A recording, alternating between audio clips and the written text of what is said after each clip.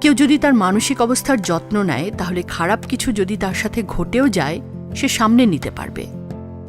অনেক মানুষের কথাই আমরা জানি যাদের জীবনে বহু ঘাত প্রতিঘাত এসেছে, কিন্তু ঘটনাগুলো তাদেরকে ডিপ্রেশনে ডুবিয়ে তো দেয়নি, বরং নতুন প্রেরণা দিয়েছে। এজন্যে নিয়মিত মেডিটেশন করুন। গবেষণায় দেখা গেছে মেডিটেশন মানুষকে প্রশান্ত করে, আত্মবিশ্বাসী ও ইতিবাচক করে। আর ডিপ্রেশনে যখন একজন মানুষ আক্রান্ত হয়, তখন তার মানসিকতায় এই জিনিসগুলোরই অভাব থাকে।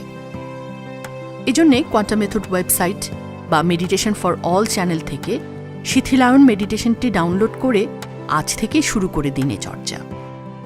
আর সুযোগ থাকলে সম্পৃক্ত হন কোয়ান্টাম ফাউন্ডেশনের সাথে। সবার জন্য উন্মুক্ত প্রোগ্রামগুলোতে আসুন। একাকিত্ব বা নিঃসঙ্গতা, যা ডিপ্রেশনের একটা বড় কারক, সেটাকেই মোকাবেলা করতে পারবেন সহজে।